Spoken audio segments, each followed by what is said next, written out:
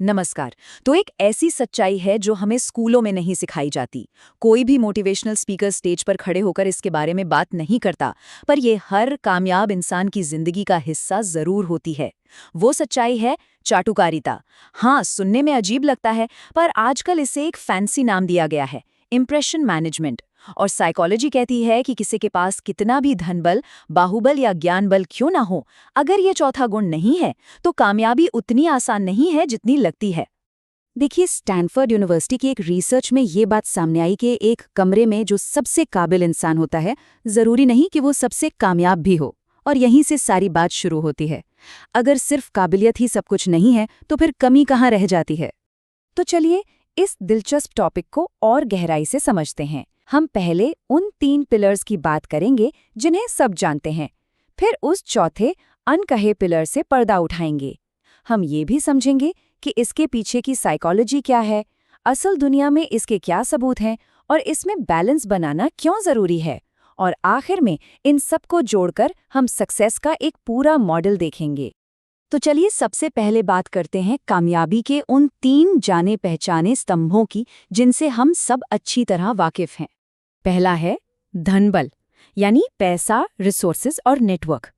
Harvard business review की एक study बताती है कि जो लोग फाइनेंशियली स्टेबल होते हैं उन्हें करियर में दूसरों के मुकाबले 3 गुना ज्यादा मौके मिलते हैं। क्यों? क्योंकि उनकी पहुंच बेहतर होती है। दूसरा पिलर है बाहुबल। अब देखिए, आज के जमाने में इसका मतलब फिजिकल स्ट्रेंथ नहीं है। इसका मतलब है सोशल दबदबा, पॉलिटिकल कनेक्शंस और दबाव बनाने की ताकत।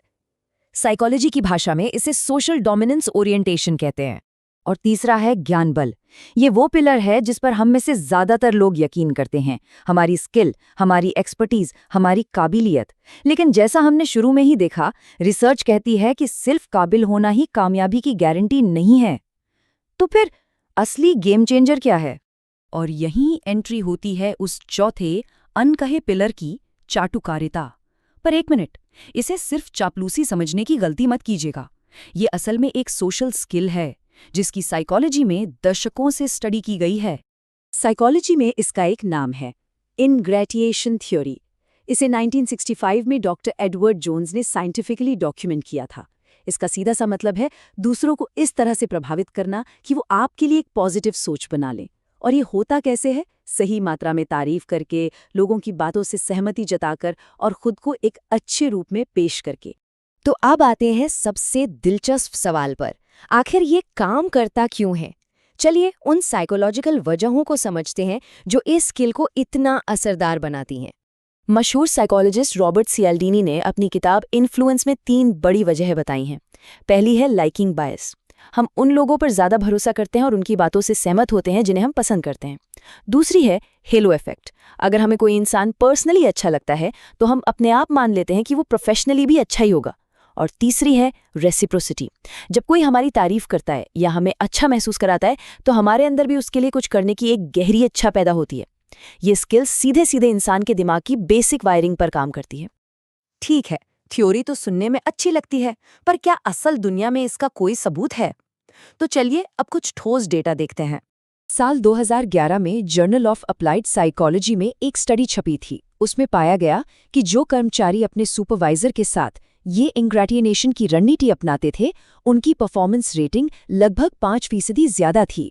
और मजे की बात यह है कि उनका असल काम बाकी कर्मचारियों के बराबर ही था। और ये कोई छोटी मोटी स्टडी नहीं थी। इसमें 10,000 कर्मचारियों का डेटा एनालाइज किया गया था, जो इस हैरान करने वाले नतीजे को और भी ज्यादा भरोसेमंद बनाता है। इतना ही नहीं, कोलंबिया बिजनेस स्कूल की रिसर्च तो ये भी कहती है कि असर्टिव सेल्फ प्रमोशन, यानी खुद को सही तरीके से प्रमोट करना, करियर में आगे बढ़ने के लिए आपकी काबिलियत से भी ज्यादा जरूरी हो सकता है। मतलब बात सिर्फ ये नहीं है कि कोई क्या काम करता है, बल्कि ये भी है कि लोग उसे काम करते हुए कैसे देखते हैं। लेकिन यहाँ एक बहुत जरूरी बात समझनी होगी, इस स्किल का एक डार्क साइड भी हो सकता है। इसलिए एक स्ट्रैटेजी और सिर्फ चापलूसी के बीच की बारीक लाइन को समझना बेहद जरूरी है। इमोशनल इंटेलिजेंस के जनक डॉक्टर डैनियल गोलमन कहते हैं, सबसे कामयाब लोग वो होते हैं जो माहौल को समझ सकते हैं, अपनी बातचीत को उसके हिसाब से ढाल सकते हैं और दूसरों को वैल्यूड महसूस करा सकते हैं। और ये सब अपनी असलियत खोए बिना करते हैं।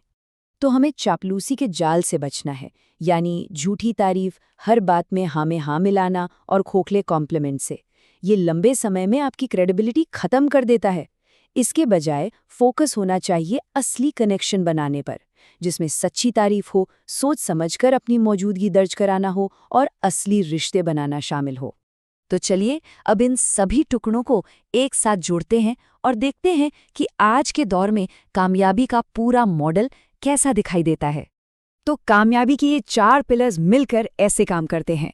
धनबल आपको देता है रिसोर्सेज, बाहुबल आपको देता है फायदा उठाने की ताकत यानी लेवरेज, ज्ञान बल आपको एक मजबूत नींव देता है, और चाटुकारिता जब इसे सही तरीके से इस्तेमाल किया जाए तो ये एक ऐसा इकोसिस्टम बनाती है जिसमें कोई भी तरक्की कर सकता है।